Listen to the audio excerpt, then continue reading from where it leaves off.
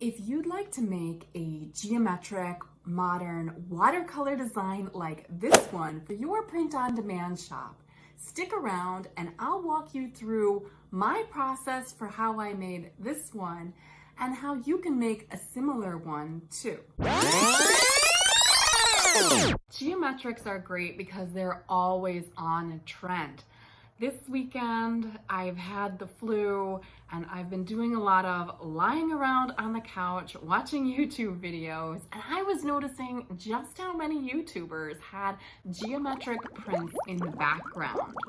So I started getting this idea for the geometric print that you'll see here, and I grabbed the closest thing to me, which was just a pack of Post-its lying right on the coffee table, and I made this sketch. As you'll see, it's a little different than what turned out in the end, but I like to just make a sketch as soon as I have an idea so I don't forget my idea.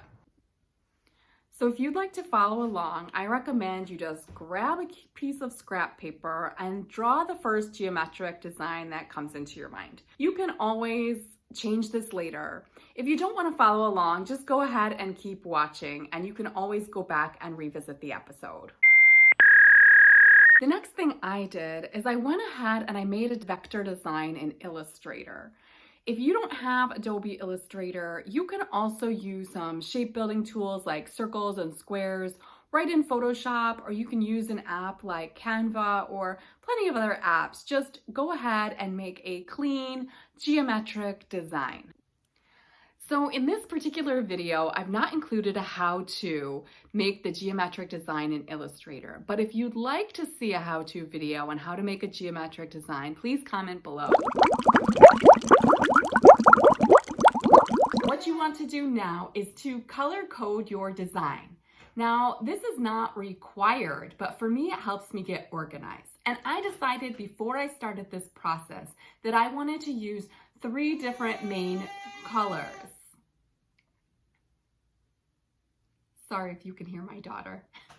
I decided I wanted to use 3 main colors, but when I made the vector design, I liked it so much that I decided to add a 4th color and a background and quickly upload it to Society6 and Redbubble before moving on to the next step. Now, of course, Society6 was being super slow, so I didn't end up putting it on all the products I usually do, but I decided just to go ahead and do that while I was in one hand feeding my daughter in my lap and uploading and using my other hand to do some quick product placement. Now's for the fun part. Break out those watercolors. So as I said, I wanted to do 3 different colors, but I made sure to do a 4th color just in case. In particular, I did 2 lighter shades of blue, 1 yellow, and then I did a darker blue using a different type of watercolor paint just to get a little extra contrast. Now, in between painting each sheet, because I use the type of watercolor that's cold pressed and glued down, I had to wait from 30 minutes to an hour to make sure those sheets completely dried. So this process, it took me, hours in between, and in between painting each watercolor, I spent some time reading some stories with my daughter, feeding her, changing her, all those things. So while the process is pretty quick in terms of how much time it takes you to actually complete each step, there is some added wait time.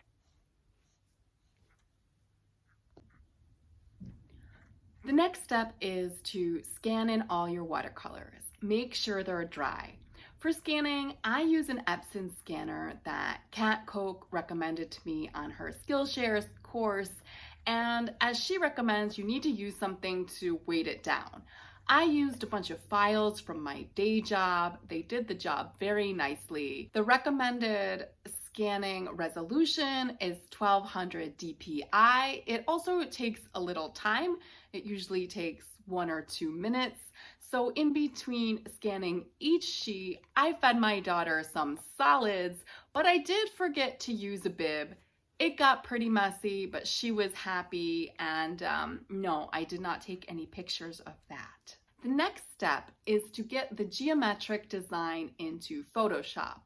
I used Illustrator, so it was pretty easy just to do a cut and paste and to put it into a Photoshop document, 6,000 through 9,000, so that it would be a good size for an art print. Then, using the magic wand tool, I separated my file into 3 separate layers, one for each of the colorways I wanted to use. Again, this is not necessary, but it just helped me to stay organized. In terms of the circle, because we have come into Photoshop, so it's not a complete circle anymore, I wanted a complete circle so that I wouldn't have any minuscule gaps in my design, so that I went and used blue color and I created a complete circle the same size as that yellow circle, just so that I would have a complete circle to work from. You might want to do similar things if you notice cutouts in some of your geometrics. After you've got your geometric design divided by colorway, if that's the way you choose to do it, it's time to open all of your watercolors in Photoshop. Now, you want to make sure you open it in Photoshop so that you keep the resolution. Once you open the watercolor in Photoshop, you can move out that tab and then you just paste it in, you just drag it in to the main design you're working from. And it goes without saying, each watercolor is a separate layer. Here again, I used 4 different watercolors. You can use as many as the different colorways you're choosing. You can be like me and you can do some extra ones. And bonus points, keep in mind, once you do this once, you'll be able to make all sorts of different designs. So you might want to spend a day even creating all kinds of different colors so that you have kind of a stack of these watercolors to make batches and batches of geometric designs. So now it's playtime with Photoshop. You'll want to go into each of your divided colorway sections. Then select all of the designs in one geometric sheet. Just press Shift so that you can select them all. Now turn on visibility for one of your watercolor sheets. Then click on that layer. Make sure, it's very important to click on that layer. And you'll see I was having some flu brain and mom brain together, and it was taking me a couple tries to remember what to do. But so you've clicked on all of your geometric shapes, then you've turned on the visibility of a watercolor page, and you've pressed on that watercolor page. Now press Command J if you have a Mac. If you have a PC, there is probably a different shortcut, but I don't know it. Now you'll notice there'll be a new layer created. That has your cutout.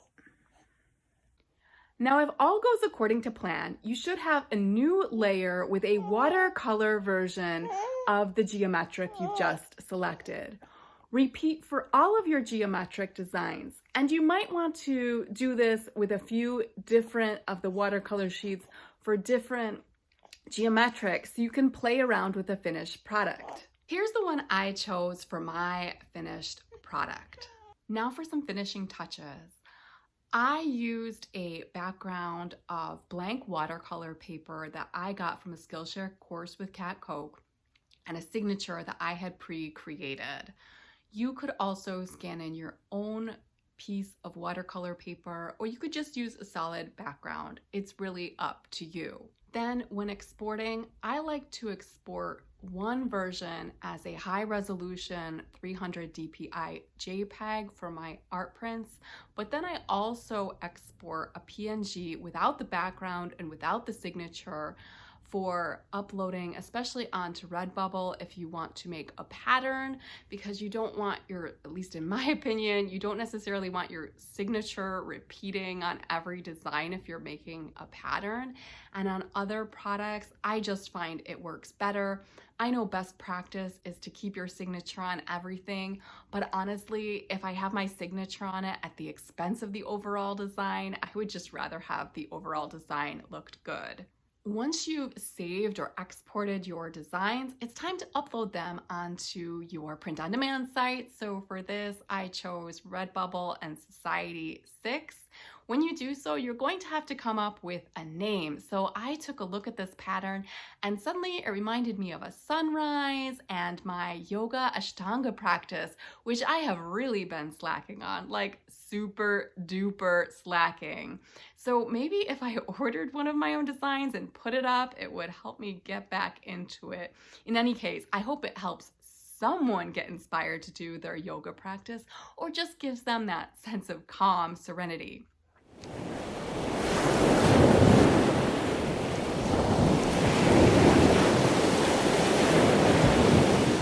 Come up with a name for your design. Apart from using yoga sunrise, I made sure to also add some keywords to the title. So I believe for this one, I named it something about a geometric watercolor design. So yoga sunrise, geometric watercolor design in blue and yellow. And adding the colors to the title is also important for me because sometimes I create a design and upload it in different colorways. So you want to have, make sure you can differentiate by different names. And also for people searching for keywords, you want to make sure the title has some descriptors like this. Then you want to add some tags. So again, I like to add the colors. I add geometric, modern, the style. I added office decor and I think yoga decor. I need to get some more tags in there, but at least put some tags in there because if you don't tag it, if you don't put tags, pretty much no one's going to find it except for your friends and family. And speaking of your friends and family, after you've done all this, you'll want to share it on social media so that people can see your design, even if Redbubble and Society6 algorithm isn't kind of putting out your design. I put mine on my art Instagram and Facebook page. Sometime later, I'll also put it on my personal Facebook page because I find I get the most sales that way. But because it is just my personal Facebook private page, I don't want to bombard my friends and family with art sales all the time.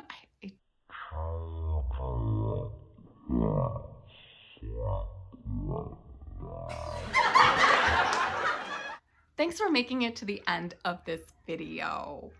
If you have already finished your design or if you remember to come back after you do, I would love for you to share your finished design in the comments below.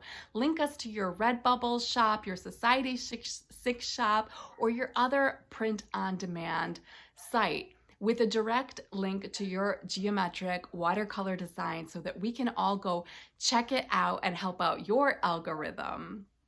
And if you liked this how-to content, please let me know and also subscribe, hit the like button. Until next time, keep creating.